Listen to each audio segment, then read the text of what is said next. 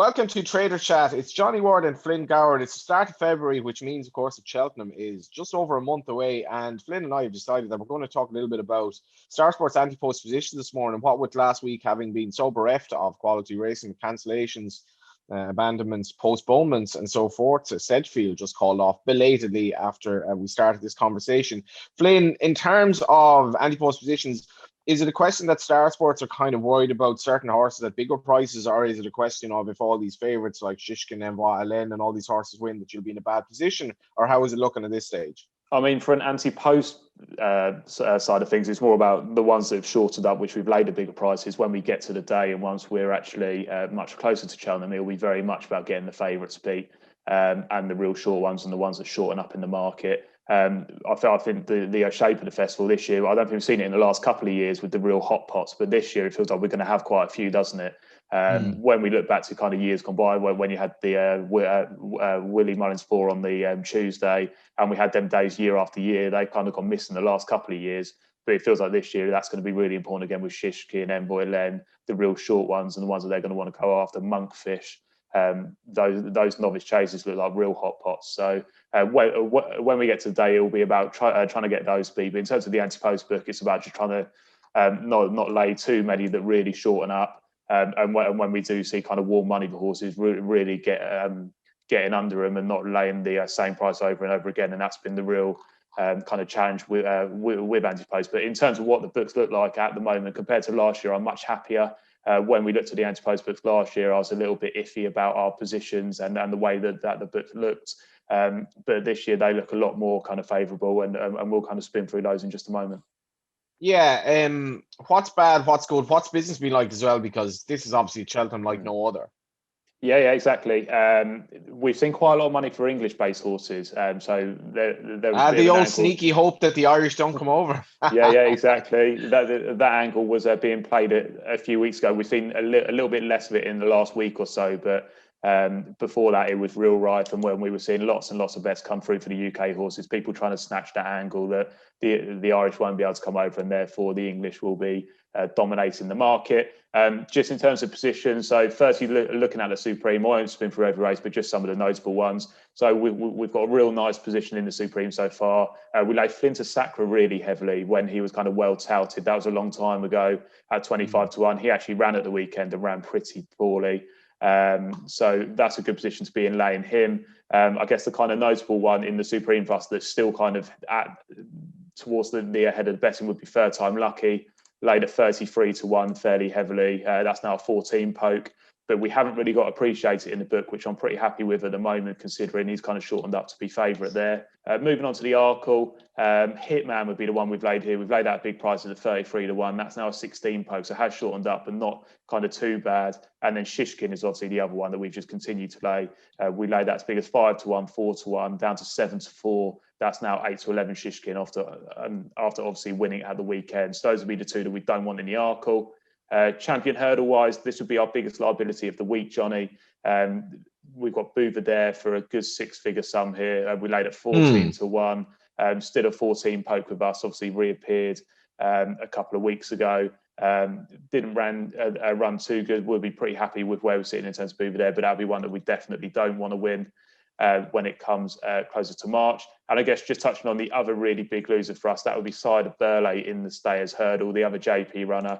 Obviously has won twice at the festival already. Ran over Christmas, came second. You think he ran pretty well over Christmas, didn't you? Yeah, he ran okay. He's a horse that's obviously been trained to peak at Cheltenham for, 3 years in a row now. And the Irish Challenge might be that bad this year with Florin Porter and Mouse Morris horse winning the Galmoy as well, albeit in atrocious conditions. I'd probably be siding towards Time Hill myself, but yeah, I think Cider Burley is very, very solid. For all that, I wouldn't necessarily be afraid of laying him either. Yeah, and I think it's a really good race this year. I mean, you saw when Roxana came out the other week, and she was obviously behind Time Hill and Paisley Park in the long walk. So I think it looks a real good race, and then when the Irish come over, it will only bolster it even more. But he'll be one that we certainly don't want winning. I'm just having a look here to see if we've got anything else to kind of mention.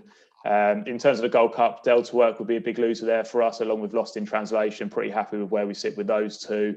Aplutar obviously winning over Christmas. Now an 8-1 shot would also be a loser in the book. But these are kind of pictures that will be changing all the time. We've managed to keep Royal Pagao on side, Santini's on side, Champs on side, Album Photo, the favourites, just about on side. So just in terms of the blue ribbon event, that's where we sit in the Gold Cup.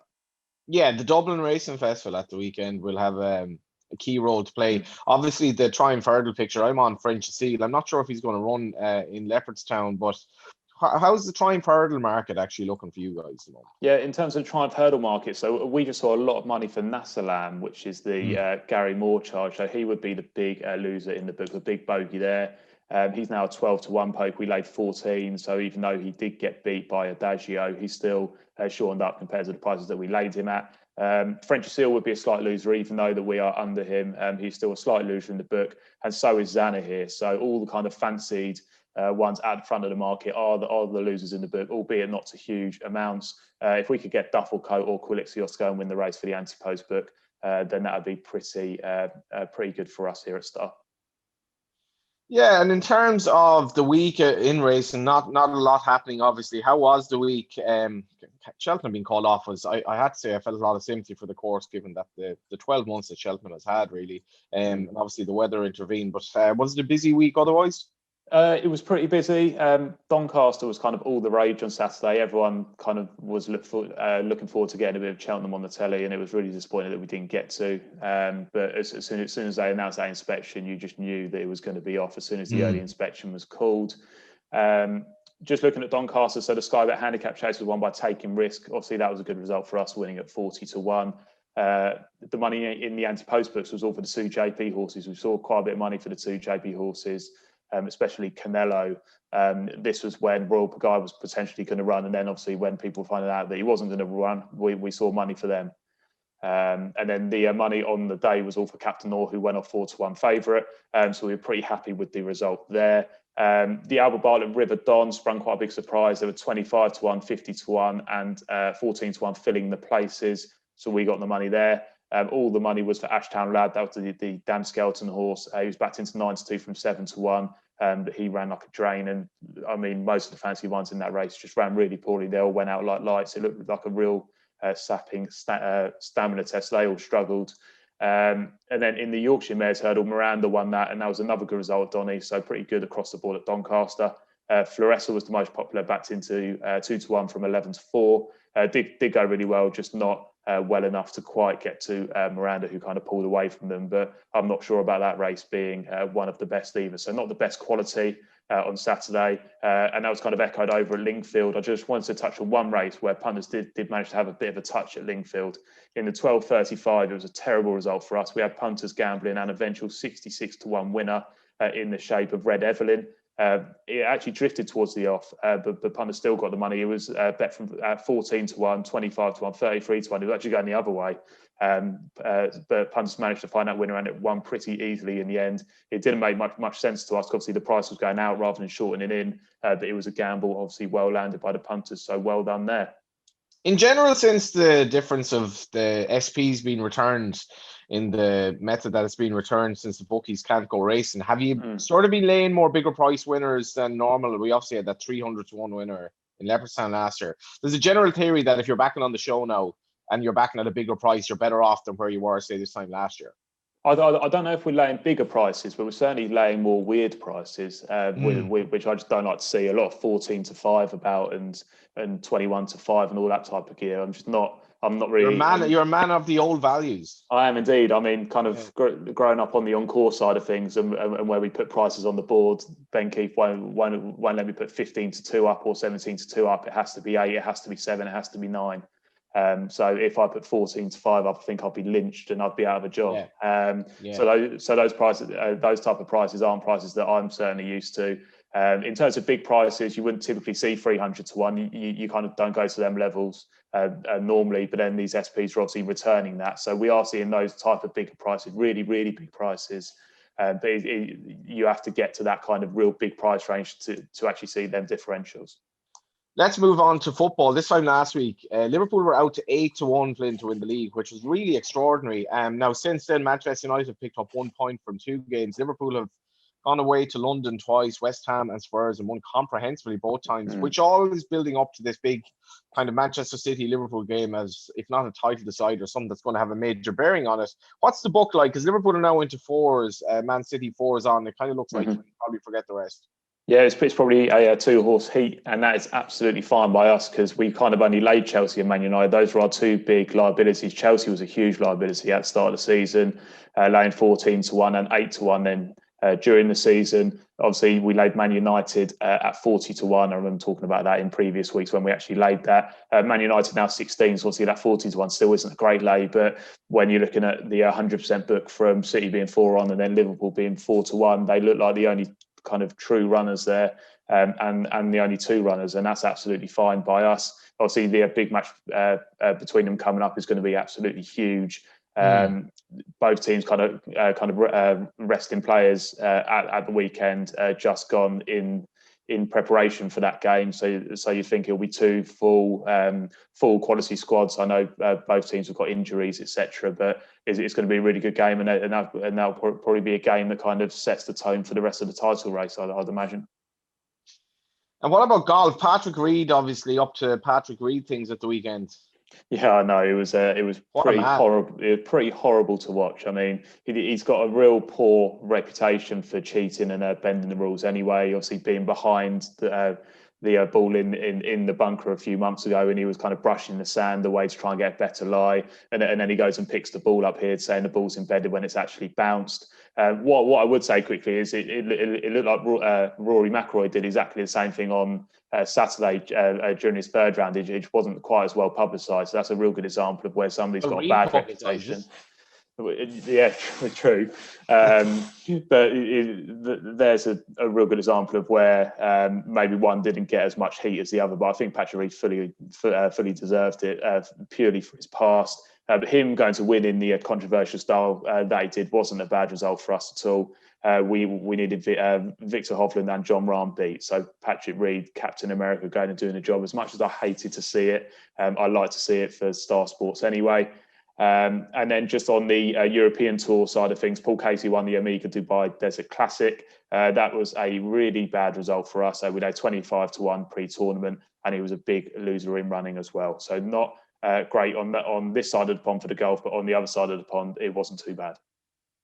This week is obviously dominated by the Kansas City Chiefs versus Tampa Bay. Obviously, the two big quarterbacks taking each other on. What's the book like in general? I'm sure you've probably been trying to keep the Chiefs on side. Super Bowl on the way. Yeah, so Super Bowl this weekend. People who have done the Super Bowl package promotion, you'll be getting your packages coming up for this weekend. So do not worry about that. The chicken wings and the slaw will be reaching you. We had a fantastic book, Antepost, which was really good to see. When we actually looked at the book from last year, it was horrific. I mean, going into the final game, it was lose or lose. And looking at it this year, it's either win or win. So either result, we will win on the Antepost book, and it's a healthy amount, which is really a good place to be. The Bucks are 11-8 and the Chiefs are 4-7. There'll be lots of specials about closer to the event coming up this week. And I touched on last week when I spoke to you, Johnny, about the New Year's markets we had up, and we'd laid Tom Brady to be MVP at 22-1. He's now 2-1 for that. So we've got a few punters there who've got a real good bit of value with the 22s. And that's now a 2-1 poke. So there's one to keep an eye on there. But plenty of specials will be up on the site for the NFL. And I just want to touch on one promotion that's not to do with the NFL, but it's to do with English football over here. So we do a trader challenge every week where our two football traders will do their predictions in terms of correct scores for the weekend. That'll all be on Twitter. So do check that out. If you beat the traders, you'll get a £10 free bet in terms of the scoring system, 3 points for a correct score and 1 point for a correct result. If you beat both of them, you'll get a £10 free bet. And if you beat everyone else in the competition, you'll get a £200 free bet. So a good competition to get involved in there. If you want a bit of interest for all of the football matches coming up during the midweek and the weekend, it's something to get involved in. Yeah, and I guess the thing that we're most looking forward to now is the Dublin Racing Festival, obviously behind closed doors, and a busy weekend on the Irish front. And this is going to be fascinating with a view to Cheltenham, but also as a standalone meet with all these grade ones. It is indeed. Have you got any fancies for this weekend, Johnny? Any from left field? No, I've been quiet. I backed Calixios in the juvenile race, sort of on the premise that the race might cut up, and I think there's a good bit of rain forecast again this week, and it was biblical rain really in Dublin over the weekend, so it'll definitely play to his strength. So I backed him each way. Other than that, I haven't really had much of an interest on it, so just kind of hoping that Calixios wins and if French Seal runs, that he runs well, but I imagine he might not run. So that's about it for me at the moment. Playing the non-runner card then, Johnny, I see, in the anti-post books. Something like that. Well, hoping anyway, because I knew he'd run. I backed him each way. So, it's thankful for small mercies at the moment. My Cheltenham book isn't looking anything out of the ordinary. And speaking of your Cheltenham book, have you got any kind of interest with Cheltenham? What other than the Triumph Hurdle, have you had any plays? I backed Presenting Percy when he moved Gordon Elliott for the Gold Cup, so that's probably a bigger price now. And I've also backed Wide Receiver for the Albert Bartlett. So he's quite interesting because they dropped him back in trip at Leopardstown at Christmas. And he won well, but he's probably a real stayer. Now, if he runs in the 2-6 race at Leopardstown and goes very well or wins, I'll be getting a little bit hopeful for the Albert Bartlett. I'm on him at like 50s or something, but Wide Receiver, it'll be topical in the weekend that's in it and everything.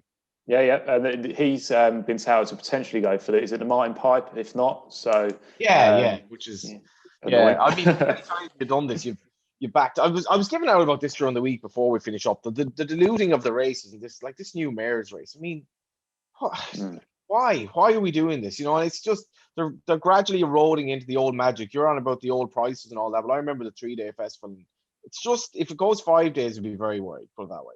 Yeah, no, I completely agree with you. Let's just stick it to 4 and let's just stop adding in races. And personally, the race they took away, the novice handicap chase, I used to love that race. I did some real good horses running in that. It was one of my favourite races to watch, and that's the one that they've actually dinged off to put this mares race in, which is frustrating as well. Will you stay up for the Super Bowl? I know you're a big fan.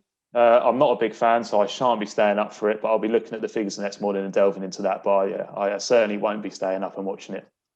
Thank you very much, Flynn. Cheers, Johnny. Yeah, that was Trader Chat. We're edging ever further into the summer, hopefully the end of lockdown, and hopefully it'll be a good weekend for you on the punting front. We'll talk to you next Monday.